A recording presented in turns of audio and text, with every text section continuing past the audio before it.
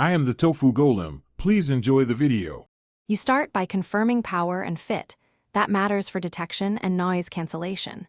Once the case shows LED activity, pick the ear tip that seals your ear canal. This improves bass and ANC. Next, open the case or press the button to power on. The buds will enter pairing or ready state. Make sure Bluetooth on your device is enabled while you hold the earbud by the stem. This keeps it stable and ready for the next step. You now place the earbud into the ear at about a 45 degrees angle and then rotate it back so the wing or stem tucks into the concha. This locks it and reduces movement. Once seated, tap controls lightly to confirm the bud stays put without shifting. This protects sensors. Then play audio or run the Bose fit test so you can hear the difference. If bass is weak, try another tip size to improve the acoustic seal.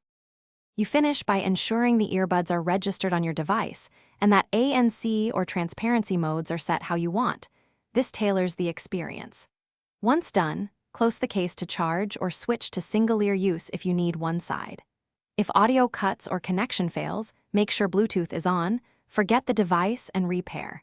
If problems continue, perform the Bose reset procedure to clear glitches.